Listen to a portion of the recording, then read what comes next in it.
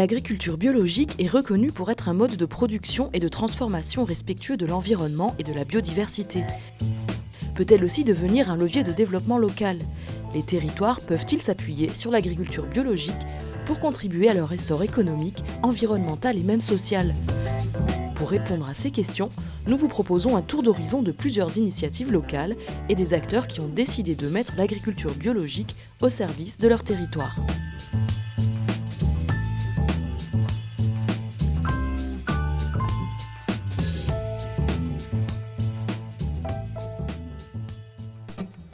Première étape du parcours, le village de Corrence. Dans les années 90, ce village de 900 habitants doit faire face à une crise viticole sans précédent qui risque d'entraîner l'abandon des terres agricoles.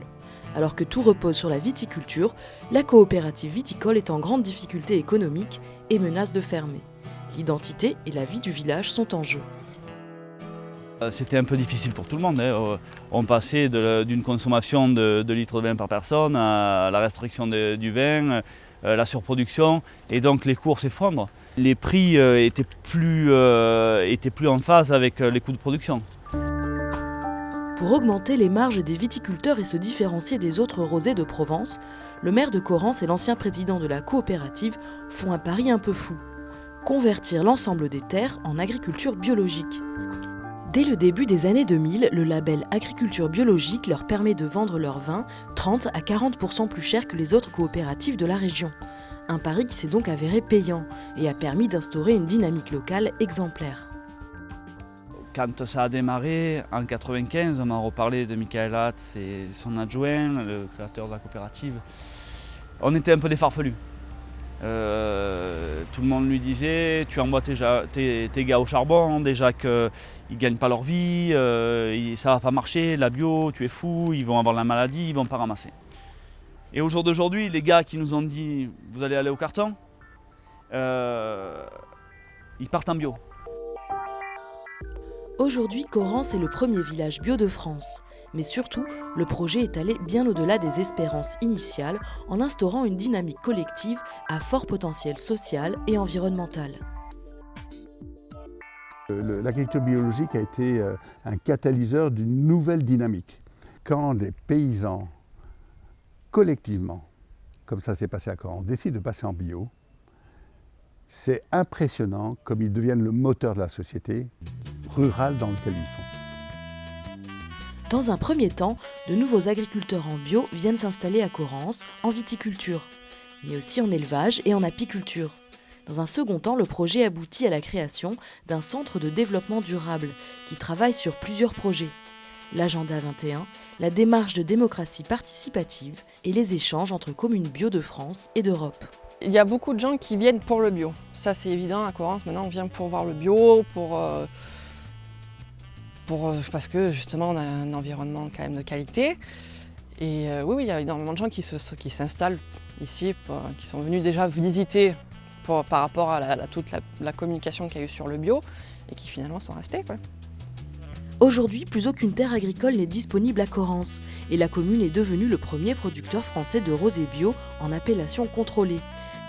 Si aujourd'hui le projet a du mal à dépasser le niveau de la commune, le bio reste un enjeu qui s'envisage non pas autour de Corrence, mais en réseau de territoires bio.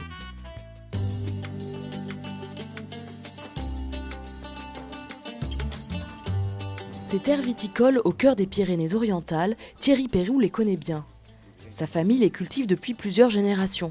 La vigne, c'est d'ailleurs la culture historique de ce territoire des Pyrénées-Orientales. Une culture qui a fait la richesse et la renommée de la région, mais qui depuis 2002 place les agriculteurs dans une situation difficile. On a connu une crise viticole très importante entre les années 2002 et 2010 et ça a été peut-être un peu le déclencheur de mon projet de vente directe et donc de plantation de plantes aromatiques. C'était la volonté d'explorer d'autres pistes que la viticulture. Voilà. Donc c'était autant technique que économique Et puis on pourrait appeler ça aussi un projet de vie, un petit challenge que je me suis fixé après la quarantaine. Comme Thierry, plusieurs agriculteurs ont fait le choix de la filière aromatique bio pour diversifier leur production et se prémunir des futures crises viticoles. Mais créer une nouvelle filière en partant de zéro, ce n'est pas si simple. Le lycée agricole de Perpignan, qui souffre également de ce contexte, choisit de donner l'exemple et de servir ainsi de plateforme d'expérimentation en installant des parcelles d'essai sur son exploitation. C'est sûr que c'est des cultures qui peuvent paraître simples et d'un point de vue maladie, mais d'un point de vue technique, elles ne sont pas si simples que ça. C'est des cultures pérennes comme la vigne, mais l'implantation des cultures est très importante et le rôle des parcelles d'acquisition de référence, justement, c'est de donner des clés aux producteurs pour qu'ils soient rassurés et qu'ils puissent se lancer dans ces cultures. Dans sa démarche, le lycée agricole est soutenu par de nombreux partenaires locaux. La Chambre d'agriculture des Pyrénées-Orientales, mais aussi le CIVAM Bio du Gard, qui gère des parcelles en aromatique.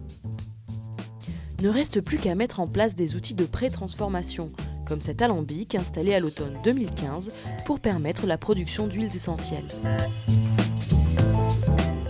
Il y a une demande très forte. Là, on parlera peut-être des marchés, mais c'est sur les marchés que les choses se font.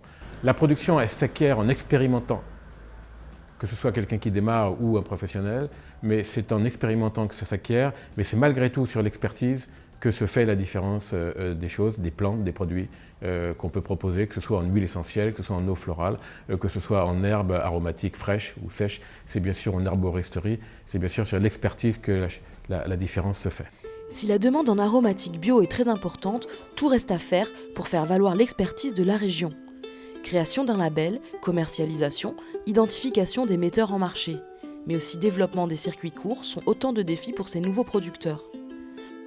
Une grande fête des plantes aromatiques a même vu le jour dans la région pour faire connaître la nouvelle filière en création.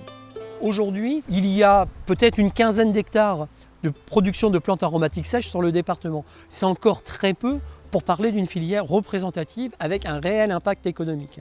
Mais dans 5 ans, il y en aura peut-être le double, il y en aura peut-être le triple, et là on commencera à avoir une vraie réalité.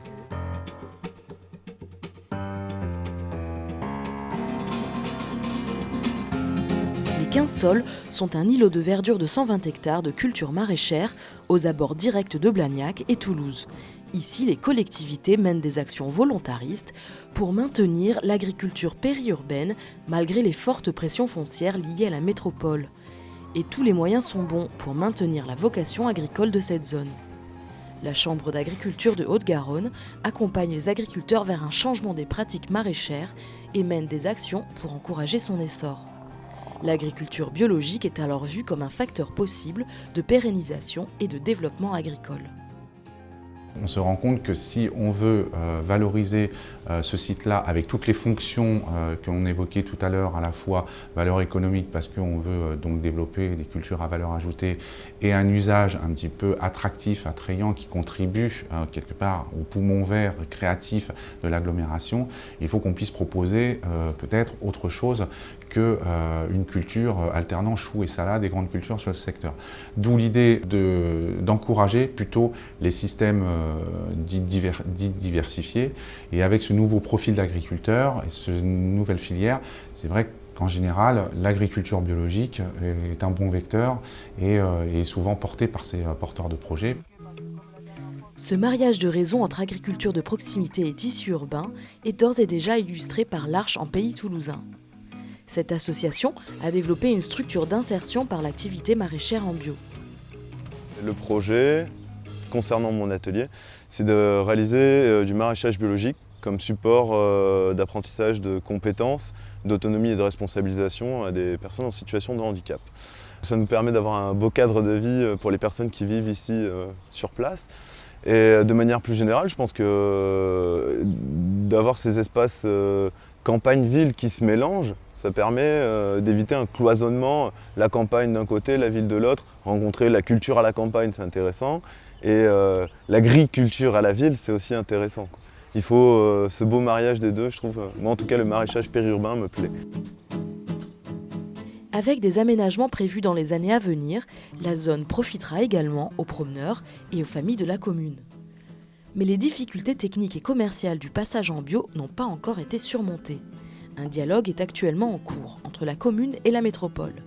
Et si aujourd'hui on semble bien aller vers la pérennité du maraîchage sur les 15 sols, l'avenir nous dira s'il s'écrira en bio, un peu, beaucoup ou pas du tout.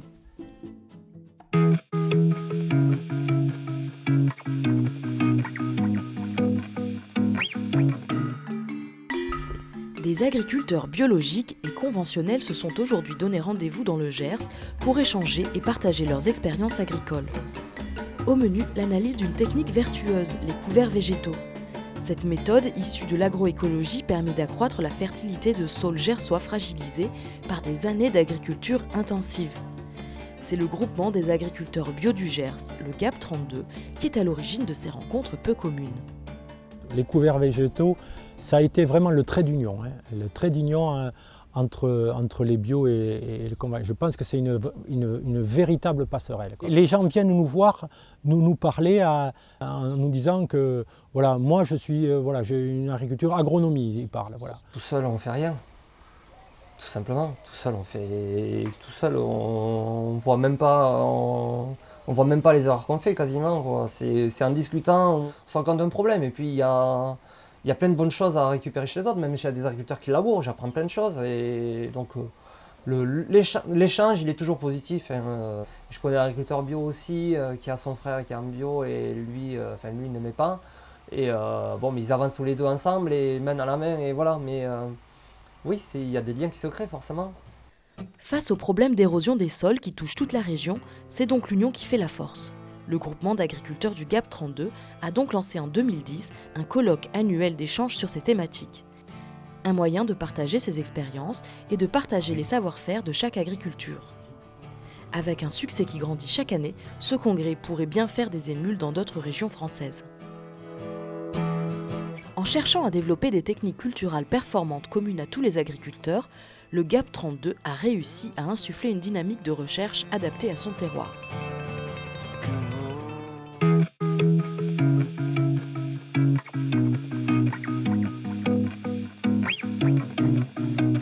Dans ce collège de Moutier, les Moffets, près de la côte vendéenne, les enfants s'apprêtent à savourer un repas composé à base de produits bio.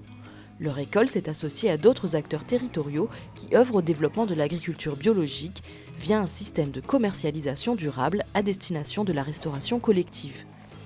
À l'origine de cette synergie, il y a l'association Manger Bio en Vendée, qui réunit des producteurs bio désireux de partager leurs bons produits au niveau local. C'est une démarche qui nous a permis, quand je dis nous, donc c'est l'ensemble des producteurs de Manger Bio, de proposer des produits à une échelle un petit peu différente de ce que nous étions habitués à faire. Je pense qu'il y a eu une véritable prise de conscience des élus de ce que cette production de proximité, cette organisation de territoire entre des producteurs, des animateurs, des transformateurs peut apporter à la population. L'association s'est adossée à une autre association, l'ADP Aria 85, qui accompagne des personnes en situation de handicap psychique. C'est cette association qui gère la transformation des légumes bruts, ce qui lui permet de proposer du travail à une quinzaine de personnes en situation de handicap. Ainsi, objectif d'amélioration de l'alimentation dans la restauration scolaire et volonté d'agir pour les personnes en difficulté dans notre société se combinent. Aujourd'hui, de nombreuses écoles du département ont introduit du bio dans leurs repas. Déjà sur le fonctionnement pratique du parcours des produits, les producteurs amènent les produits à l'atelier et la plateforme. Et ensuite, c'est du personnel de la plateforme, donc qualifié de personnes handicapées, qui s'occupent des livraisons. Donc il y a un lien fort entre les producteurs et entre autres les personnes qui livrent, parce qu'elles viennent directement dans les fermes. Donc il y a un contact régulier et assez chaleureux en général entre les personnes. Ils voient la carte, tiens, moi j'habite là, ah bah oui tiens, il y a la ferme de la Boutière à Nieul avec qui on travaille en charcuterie, qui est juste à côté, oui mon père y connaît, ils font de l'élevage.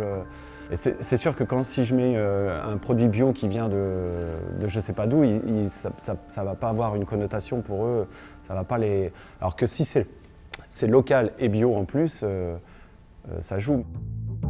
Le projet semble avoir créé une dynamique positive, puisque les collectivités participent de l'émulation en développant à leur tour des réseaux locaux du producteur au consommateur. Quant aux enfants, ils semblent apprécier leur repas et en parleront peut-être à leur famille.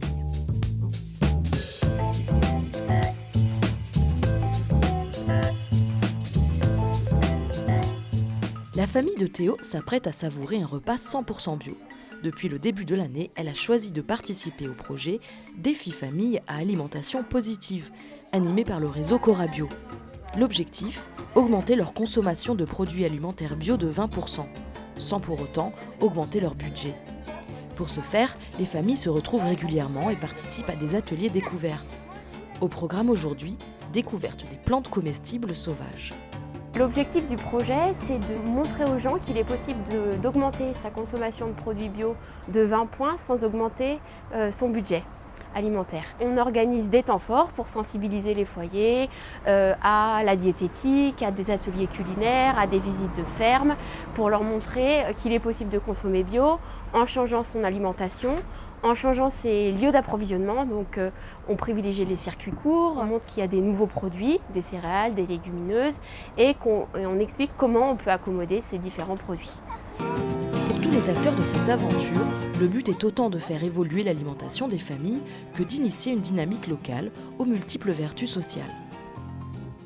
Pour moi, c'est vraiment fondamental de pouvoir parler avec les gens que je nourris, parce que c'est un métier qui est pas tous les jours facile, c'est un métier où justement des fois on peut rester tout le temps sur sa ferme et finalement aller très peu à la rencontre, et on a besoin de savoir, en fait, on a besoin de rencontrer les gens, on a besoin de voir avec qui, pour qui en fait on travaille finalement. C'est un vrai bonheur de savoir que je mange les radis qui ont été cultivés par Pierre ou par Paul plutôt que les radis qui viennent de chez Carrefour. Ça fait vraiment plaisir. Pour l'instant, si le projet est porteur, il reste malgré tout limité par son coût et son échelle réduite. En passant à une plus large échelle, il permettrait un développement encore plus affirmé de ses objectifs, notamment dans sa composante sociale. L'intérêt de l'agriculture biologique par rapport à la question du lien social, c'est de réactiver d'une certaine manière tous les atouts émotionnels et en valeur liés à l'activité même de manger, des valeurs de bien-être et de sécurité de la planète. Ainsi, quelle que soit la localisation, on constate que l'agriculture biologique peut être facteur de développement local via une multitude d'opportunités, une diversité de projets et de nombreux partenaires.